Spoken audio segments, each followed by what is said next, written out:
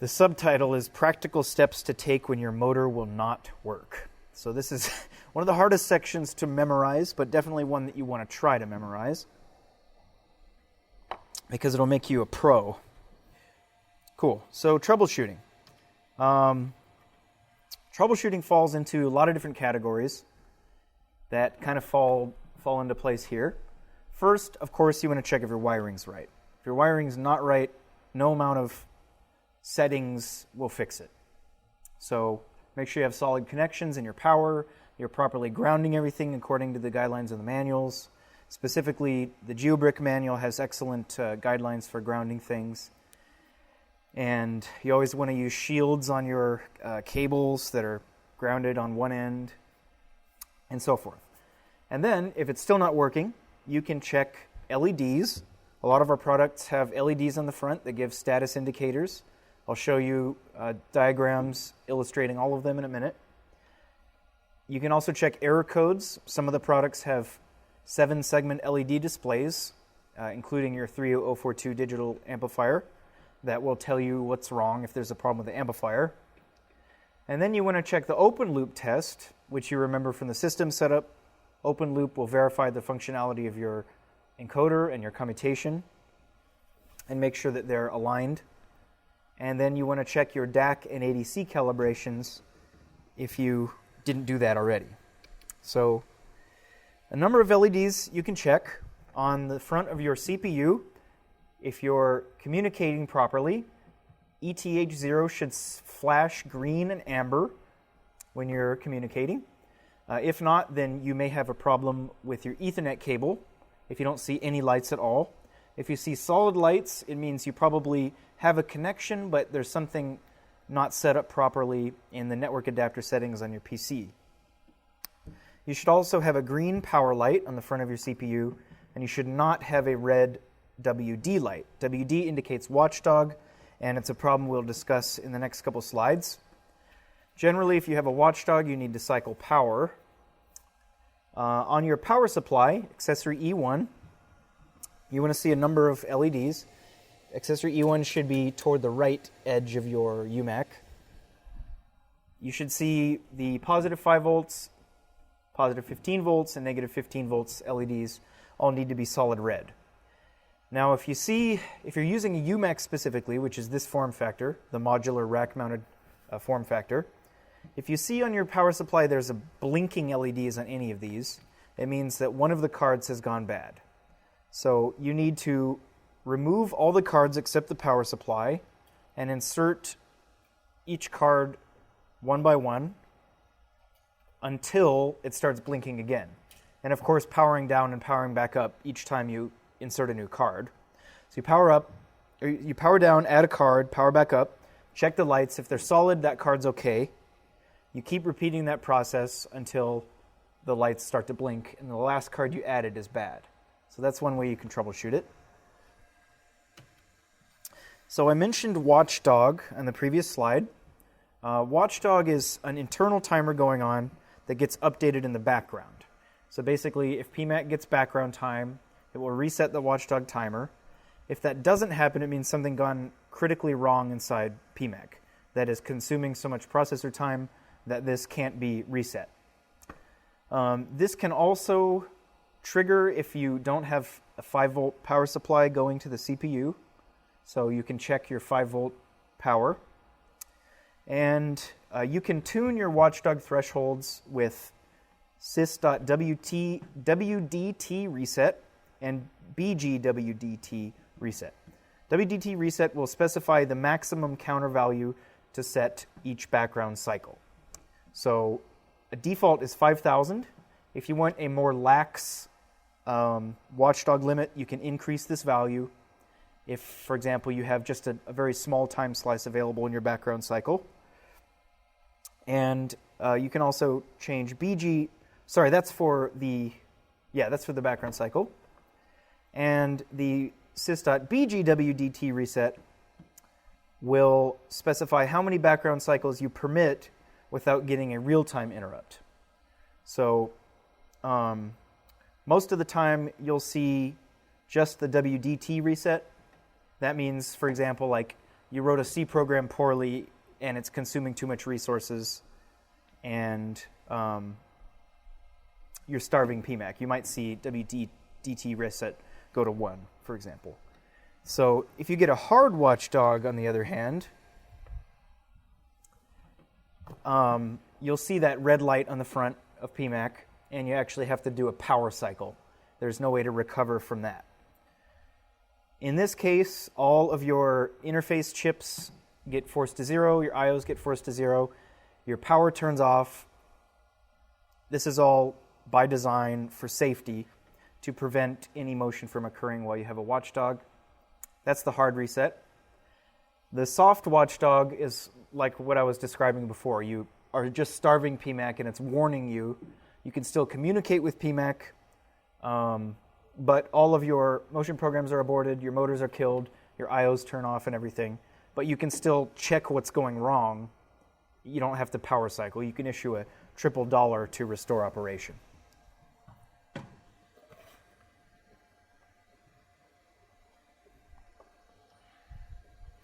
So on your access interface card, which is accessory 24E3, you should see a power LED that's green. Certain older access interface cards, such as accessory 24E2, also had amber-colored LEDs to indicate that your encoder was functioning properly. So you can check that if you have an older card. On your amplifier, we have LEDs indicating the amp enable status for each motor connected to the amplifier. So that's a green LED next to the E and A marker on the front of the plate. And if there's a fault on the channel, you'll see a red LED next to the FLT mark. And then on your 3U42 digital amplifier, you should see a green E and A LED lit when either of the channels is on. If it's not on, it will be red, and your power LED should also be green. This amplifier and many others that we sell, including GeoBricks, have what's called a 7-segment LED status display, which is that red LED display on the front. And in the manual for your amplifier, you'll see a table of error codes that can potentially be displayed by this amplifier. So you don't need to memorize this table, but just for demonstration purposes, if you see an F1 fault, for example, 1F1, it means that you've had a peak current fault on axis 1. So you put too much current through the phase, or through that channel, and you'll see that code. If you see 1F2, it means that the continuous current was exceeded for channel 1, and so forth. So it's a quicker way to diagnose what's going wrong on your amplifier. So once you've checked all those and your motor's still not working, we can execute the open loop test. And this isn't the first time you've seen it. You saw it in the system setup part of the software. So the open loop test verifies proper functionality of your current loop, commutation settings, phasing settings, and encoder decode sense, whether clockwise or counterclockwise positive, and your encoder functionality. So basically the open loop test will command a positive velocity instantaneously, and then it wants to see your encoder follow in a positive manner. And then it commands a negative velocity instantaneously, and it wants to see the encoder respond in a negative direction. So if you see an inverse relationship where in the positive part of command the encoder moves negatively, it means that your encoder decode setting was incorrect. Encoder decode is set by gate3 sub I.chan sub j.enc control if you're using the accessory 24E3 or another gate3 product. So you want to switch this value from 7 to 3 if it was 7 to start with, or 3 to 7 if it was 3 to start with. Phase your motor again, and then do the open loop test again. And then your encoder sense should have switched. If your open loop test looks just like garbage, you may want to check your commutation settings. You want to check if your phase pause SF has been set right. For a quadrature encoder, you can use this formula. It's just equal to 2048 times the number of pole pairs. For these motors, it's 2, divided by 256 times the number of counts per revolution. So for these motors, phase pause SF should be 0.008, and it will, of course, vary depending on what encoder and motor you have. And you can also check your phasing settings in motorx.phasefinding DAC and phase finding time. That should have been set by system setup, but you can also set them manually. Generally, Generally, you want to use the stepper phasing method, which is when phase finding time is greater than 256, and then you put a value in phase finding DAC of motor x.I2t set over 2. If you don't have those settings in there, for example, if system setup messed up somehow and put zeros in there, then your phasing isn't going to work, and you can double check yourself this way. So to issue the open loop, that's actually part of the tuning software. It's just under the open loop test tab, and you can click on the step test tab within that tab, and then pick a conservative test amplitude. You can start with something like 5%, bump it up to 10% if you don't see a good result.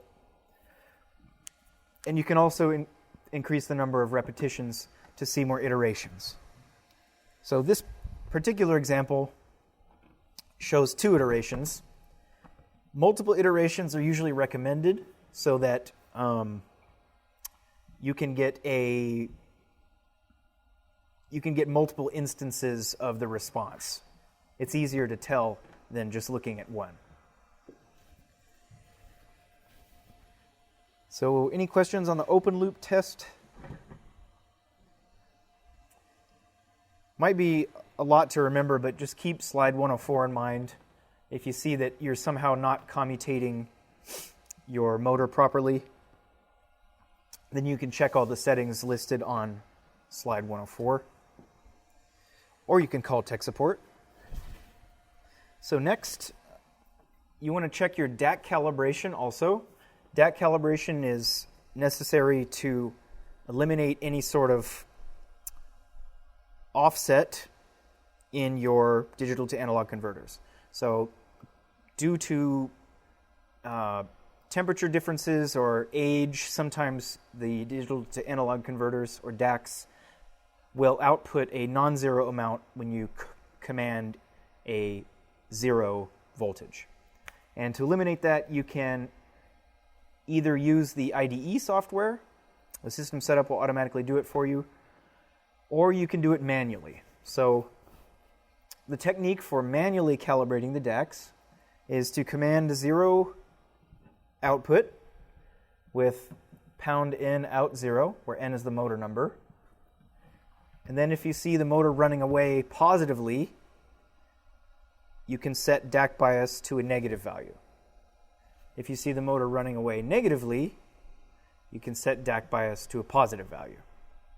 So you just increase DAC bias in a direction opposite to the direction your motor is running away until out 0 produces no motion on the motor. And that's all that the system setup software does. It just tries to command 0, looks at where the motor's going, and then adjusts DAC bias until it stops moving. If you didn't use system setup, but you still want to use the same tool that system setup uses, which is really just a C program saved in PowerPMAC, you can use these steps. Basically, you log into the Linux interface of PowerPMAC and then manually run the program. So I won't go into that because it's kind of advanced, but if you feel comfortable working with the Linux environment, you can try this approach. All of the setup programs that System Setup uses are available in the folder setup in the Linux environment. So you can run them as individual C programs if you feel competent enough.